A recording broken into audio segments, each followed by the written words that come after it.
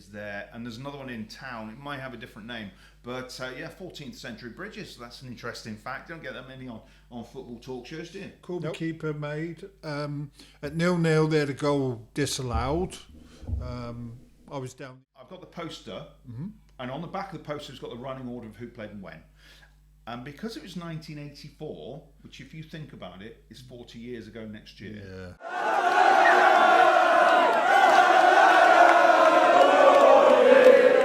Welcome! I know we're back. Here it is again. It was a great show that you've just done. Well, if you didn't see it last week, it was the one about the youth team. It was indeed. And today we're going to talk mainly about the ladies. But let us introduce ourselves. My name's Chuck. Hello.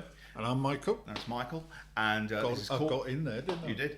And this is Corby Town TV on the YouTube channel. So please subscribe, share, hit the notification button. And if you're featured in any way, because we might just ramble off and talk about something ridiculous like dog food. But share it. Dog food's very important. Oh, it's not. Should we hashtag dog food? Yeah, why not? I think if we mention something salacious, something kind of wrong and kind of well, it's not wrong, it's natural. But if we said sex any point during the through the podcast and then hashtag sex, can you imagine the amount of people that would just jump on this thinking it would be some sexy kind of podcast? This will be podcast number 27, and that's the first time you brought that subject up. We're not going to mention it ever again. It's a prime number, that's why. Well, you know. Oh, it's not, because 27's divided by anyway. Yeah. Right, here we go then. I don't know. 27 is divided by 9, isn't it? It's not a prime number. 29 is a prime number. So we're talking numbers now. Are we? So, ladies football. Very much so, yeah. So we've got some stuff. We're going to film that this afternoon. A big game here. Corby ladies versus Long Buckby. First game of the season, I believe. Is it first game of the season or first home game of the season? Well, that's a good question then. Right, so, okay. But they are here at Steel Park. I've just pumped something out on the socials. You may have seen that.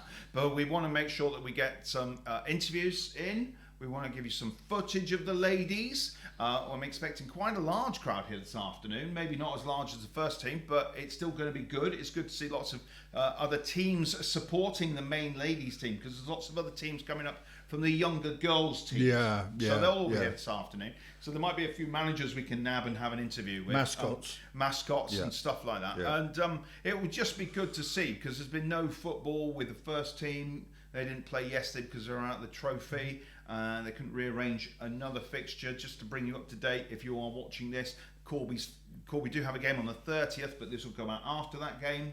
Yes, it will, yeah. So let's hope that Corby won here at Steel Park on the 30th versus Limetown. And then this will go out on the Monday just before I fly out to Italy. And it will be before the game that goes out on the Wednesday night, which is the 4th. And we're playing Anstey Nomads. Anstey Nomads. Or as I like to call them, Anstey No Mates. So what's the true definition of a nomad? A wanderer? Somebody who travels around. Yeah, a wanderer. So they probably left Leicester, got bored, and just sat in a field. Though one thing I did like, I went to the back side. Oh, let's say that. I went outside the ground and the back end of the ground, and there's a little bridge there. There's two in Anstey that are. One's called the King William Bridge, and it's a 14th century truck bridge for horses and carts, and that's over the little river that is there. And there's another one in town. It might have a different name, but 14th century bridges. So that's an interesting fact. Don't get that many on football talk shows, do you? Nope. 14th absolutely not. And saying that, I went to because we mentioned the Railway Museum. On the way to in the last podcast, you have to keep up. You have to watch them all. They're all linked, aren't they? And I went to Edinburgh en route. Yeah. And I drove around. Well, I didn't drive, but I was driven around. What was the site of the Diamonds ground? Okay. Now all the footings are all there, and they've still got the signposts up that say away end, club shop, dock shop. All that kind of gubbins, which is a bit weird. But I wasn't there for that. I was going to the old bridge. Now, this is the bridge that's on Station Road in Earthborough, big difference. And it's a 14th century bridge again, and it's Grade 1 listed. Grade 1 listed bridge in Northamptonshire. I'm getting heavily into heritage, I tell you. Yeah. But it's a nice little bridge. It's not condemned, but you can't drive across it anymore. There's a lot of buddleia. That's one for your horticulturalists out there. A lot of buddleia growing out of it, and I see you did an interesting article recently, and I seen the post about the Free Festival that was held at the Boaton Lake in 1984. Yeah. I was actually there, I think. I'll only mention it because it was on my Facebook page. I've got the poster, and on the back of the poster it's got the running order of who played and when. And because it was 1984, which if you think about it, is 40 years ago next year. Yeah. Okay. And there was 12 bands on bill, and I focused on those 12 bands, and from those 12 bands there must be another 12 bands that came out of those original 12 bands that are still, some of them are still going now. So Twal, who came out the back of the Telepaths, they're still going now, and there's a link to a tenuous link from Mark Cool, who played in Sly Riddick and Slick, who ended up playing a trumpet in BS3704, the best band ever from Corby. And BS3704's lead singer was Chuck, who then became Chuck the Poet. So there's a tenuous link there for lots of stuff. But I've now built this family tree, but there's other stuff coming. I can't mention it now because I've got a meeting this afternoon about it. But it looks like there could be a music festival maybe next year in Corby. You're not allowed to mention that, are I'm you? not allowed to mention that, but this won't go out for a week. So we'll see how that goes. But yeah, it could be a good thing. And not like Steel Fest that we've had here. This will be a different kind of festival with stuff from the past and stuff going into the future and trying to encompass everybody, but it will maybe not be the bank holiday Monday that festival happened in '84, but earlier in the year maybe. Could it be along the lines of an arts and culture festival? Yeah, maybe. And I think that's kind of what we need, what we're missing in Corby, really. We need more arts, don't we? Arts. So ladies football this afternoon. Yep. Looking forward to it. Yeah, always. Yeah, it's a game of football. Yeah, well, it's something different, isn't it? You know, I've watched a few games of lady football. I watched it at the very, very high end, and I've come to Corby. Best team I ever watched was it was at the Olympics when Japan played, and I can't remember who they played, but they were world champions, and they were a good team. But was that when they played America? Can't remember in the final, but I saw them in the quarterfinals, I think, over at Coventry, and they did a really good thing actually. They did 2 games for the same price. All right. Yeah. Yeah. So you got one after the other. Right. Okay. And they did the same with the men's. With the men's, we went to Manchester, and we got 2 great games, and we managed to watch Brazil in one of them, and they had people like Hulk, Neymar, all those types of players playing for them. But I hate Old Trafford. We were all the way at the back, and you might as well have looked at, I don't know, ants on the pitch. It was, for me, it's not very comfortable. No, I'm not saying it's northern. It is, but it's not had any attention in the last 10 years since the Glaziers have taken over it, man. It's not had any kind of infrastructure. I don't even think it had. So the fans say, isn't it? For me, it was all about you're just too far away from it. You're so detached. If I'd been more, if you go to Tottenham and you're on like the first tier or whatever, you go to Forest, you've got like the lower tiers, you're nearer the football. Yeah, you're on top of it. You're nearer the football. Man United is such a vast ground. It was where Man United is worse than actually watching football at the Triangle. And that was miles away from the pitch, wasn't it? Yeah, it was. You just feel detached from it all. You want to be there reasonably close. You know what big grounds, to get so many people in, you are going to be further away, but Yeah, the other thing I want to talk about was very quickly was how my manager, Steve Cooper, Oh yeah. what has he done different to get the good out of Morgan Gibbs-White, who was a Wolves reject, let's say, who they didn't want to play.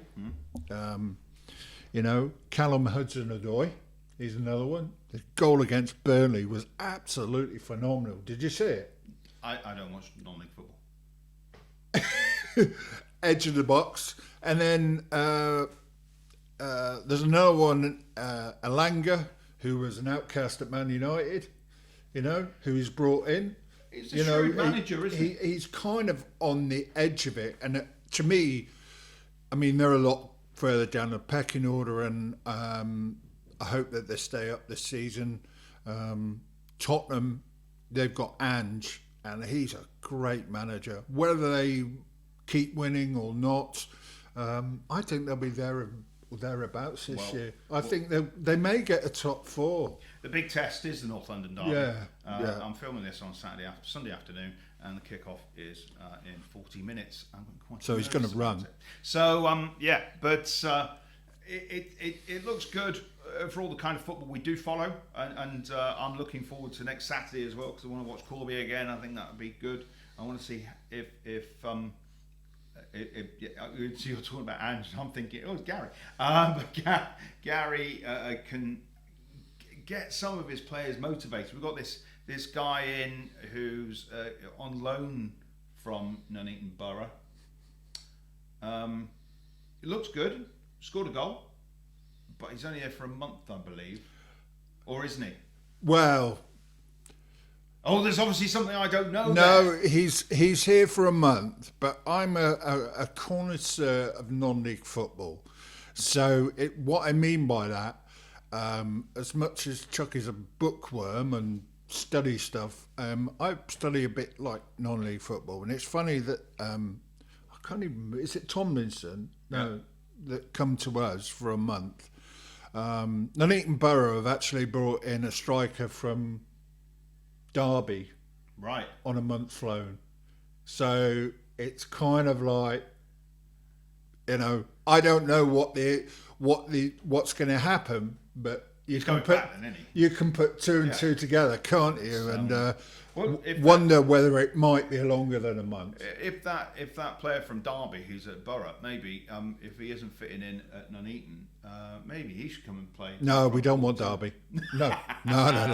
Nothing to do with Derby whatsoever. Sorry, Derby fans, but no. It's a bit. To me, it's like Kettering playing at Steel Park.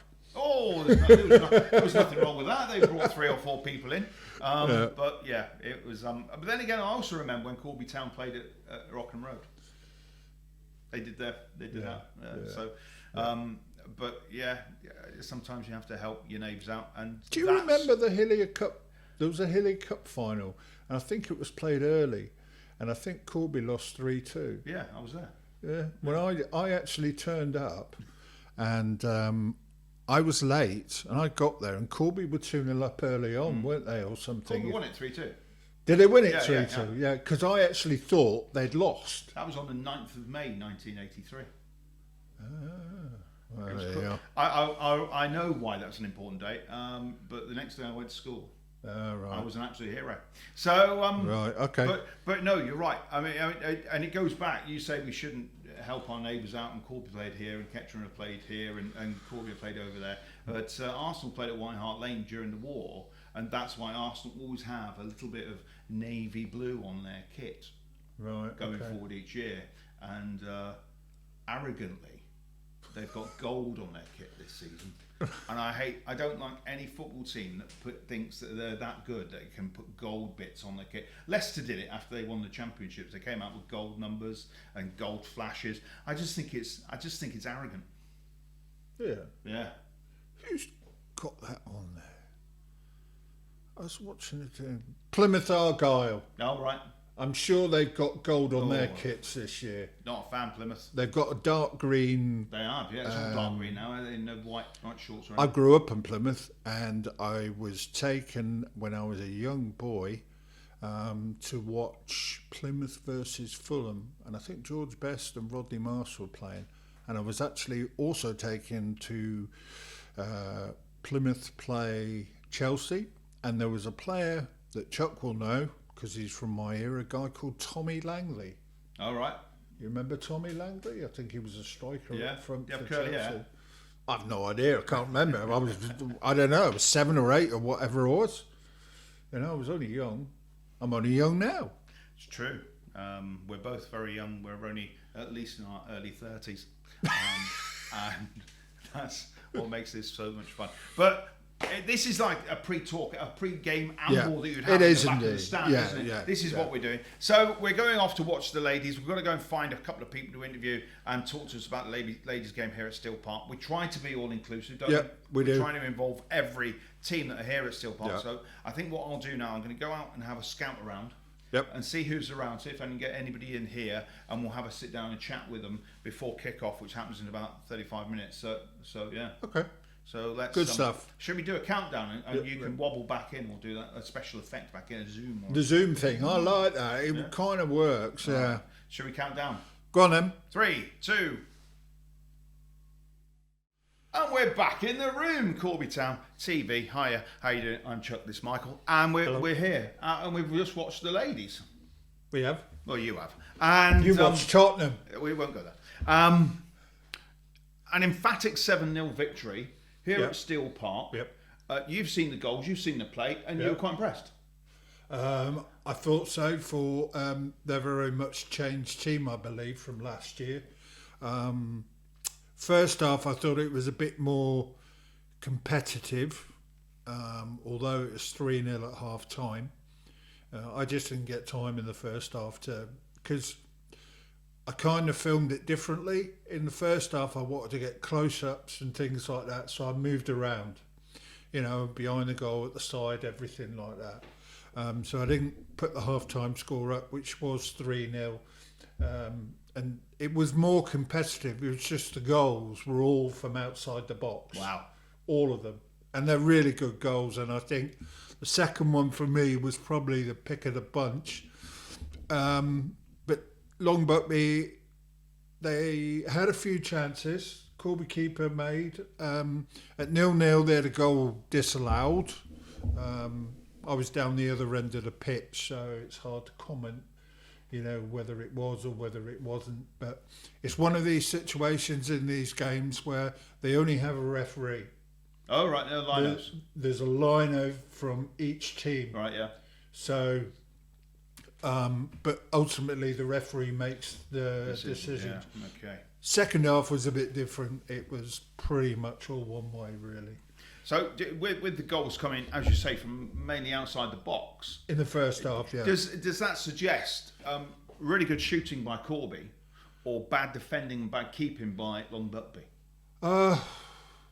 No, I wouldn't say bad. I mean, at the end of the day, keeper wasn't the smallest, the tallest, sorry, and I just think they cottoned on to that. After the first one went in, let's give it a go, and that's exactly what they did. And if you're playing against a team, and you feel there's weakness, if you like, you're going to go for it, aren't you? And I felt that's what they did. Second half, they were a lot stronger, Corby, and hence the 4 goals really in the second half, and 7-0. I don't like watching teams get beat 7-0, but it wasn't until the end where Longbuckby had a couple of chances. I think there was one bit where the Corby keeper probably won't want to see that, which he just slipped and made an easy chance, but they didn't convert it anyways. But yeah, pretty emphatic result. So we've seen the footage, we've seen some goals, and we've seen some play here at Steel Park with the ladies. We tried to get the manager in and the team secretary and Sheila in. We've been promised they will be back. They will be back in here, probably together. And there's nothing wrong with that. But we've tried to get them in because we're trying to encapsulate all the Corby Town teams that we can have here. So it would be nice to have had a word. But after a 7-0 victory here at Steel Park, I've seen some of the players going off down the road, not even jumped in the shower. I mean, it's just you expect. I don't know. You don't know what to expect. It's a different game. It's not the same as the man games, but they jump in the shower, they go in the bar, and they have a beer, and that doesn't seem to be the way in the ladies' game of football. Yeah, but you've got to look at it from a different angle, haven't you?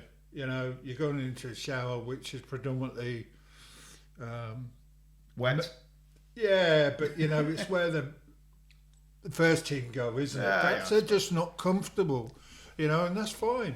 That's fine. But it's the ladies' game. We've got nothing wrong with that. I'm not having a pop. So, but yeah, it's nice to see a victory here at Steel Park and lots of goals.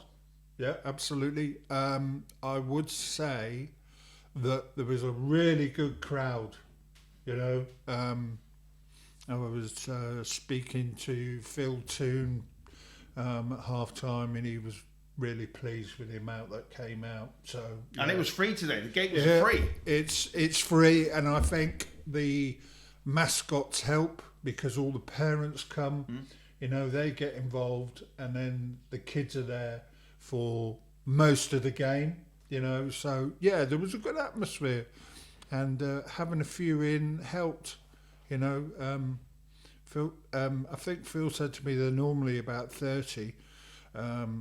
There was way more than that. Way more than that. I wouldn't like to put a figure on it, but I will put a figure on it.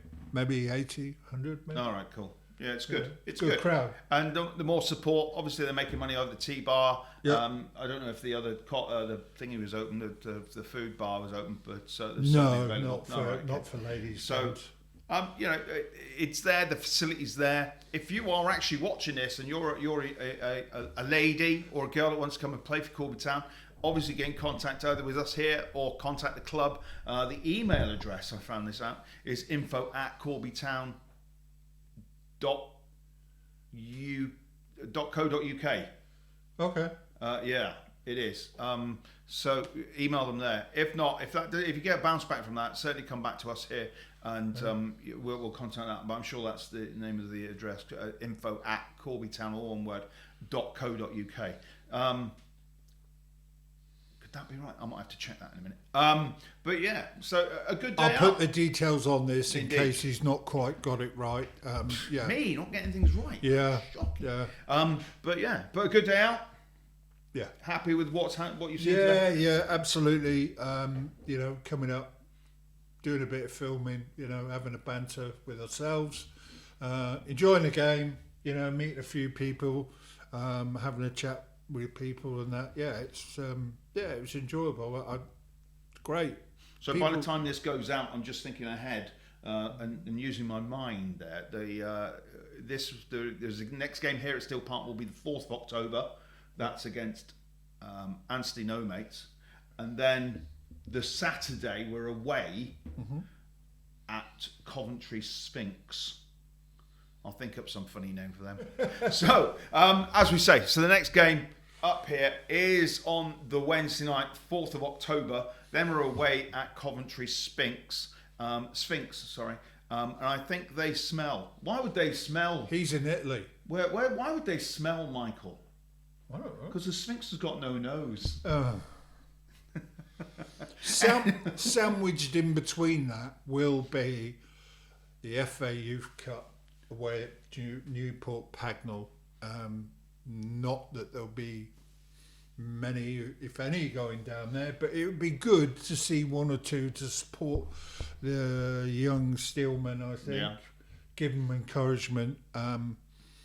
If they can get through, that'll be the furthest that they've got under Colin and Tiff. So yeah, they'd be pleased with that. And Stevie was telling me the big side's coming in the first round. Oh. So you've got the second qualifying round, which they're in, then you've got the third, and I think the National League teams come in at the third round, and then in the first round, the bigger teams come in. So it's not that far away, is it, Newport Pagnell? And of course, music fans out there will notice that Newport Pagnell got a shout out in the in a song by the Smiths. really, Who'd have thunk it? So there you go. But yeah, so there's lots of football coming up here at Steel Park, home and away for the Steel men and for the Steel ladies, or Steel women, I think they might be called. I don't know. And for the Steel boys. So lots of football on the horizon. yeah. Lots to look forward to. But I think we better wrap that up. So, So what are we then? The still hosts. Steel hosts, yeah. Yeah, because I always put hosted because I don't like the word presenter. I've never liked it. But so on the thing you'll see hosted, which I quite prefer. I am a presenter. I present. Yeah, no, yeah. You're all, even on the radio, I'm not a DJ. I'm a presenter. Yeah, it's my show. Well, on here you're a host. It's my show, and if I was to go from anywhere else, I'd take that show with me. Will you? Yeah, because it's my show. Who thinks? Oh, there's a thing. Oh, and if you want to vote for me in the, there's a gig here on the 16th of October. We're away at Shep Shed that day, aren't we? I believe. And there's the Corby Music Awards. Okay. Have you seen this? It's it's been put together to highlight and make some I don't know, a charitable kind of funding for ex-Corby radio presenter Barry Addison. So there is a voting of music categories: best indie band, best covers band, best and whatever hip hop band, and there's a category for best radio show. So if you wanted to vote for that, go and find the details on social media. Please leave your comments if you'd like Chuck to bring his show on this channel. Me with turnstiles, I doubt it. But but yeah, it's what it is. But we need to talk more football. If you think we're rabbiting too much, please. No, but let's rabbit. No, Chaz and Dave. Great song, great band. There's one of the best singles in the world was "Ain't No Pleasing You." Great song. Got to number 2 in the charts when it was released. See how I went for Chaz and Dave's classic song there, rather than one of the many that they wrote about Tottenham Hotspur.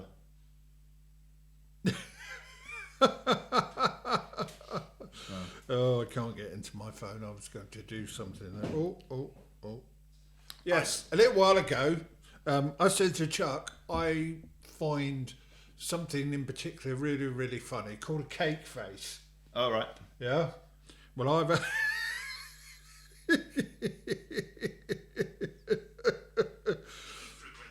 Oh, it's gone on to an advert, but I'm kind of like just waiting for this advert to disappear. Actually, what I'll do is I'll just put cake face in it and put a link in. Yeah. I'll you have to play it mute. It looks like it's grown-ups being tubes. I'm not a big fan of that kind of practical kind of, I'm just going to get you back. Look, it's just a pie in the face. It's like, I think what's that TV show with Robbie Knoxville in it and all that kind of, not funny. I don't find it funny at all. I don't find Mrs. Brown's Boys funny. I don't find that funny. What is it? Is it Jackass? Is it Jackass? No, I don't know. No.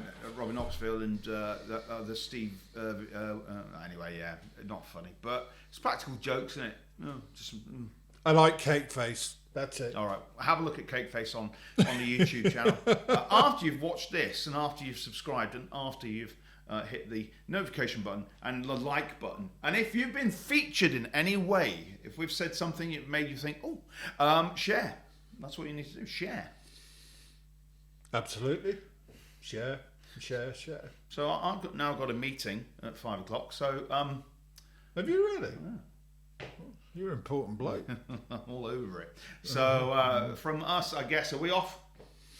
Yeah, I think I think we should call it a day today. And we'll go and pick up all the stuff that's happening around the town, and we'll be back very soon. So from me, Chuck, Good night. From me. Michael. Yep. Good night. Like, share, notification, share, subscribe. This is Corby Town TV.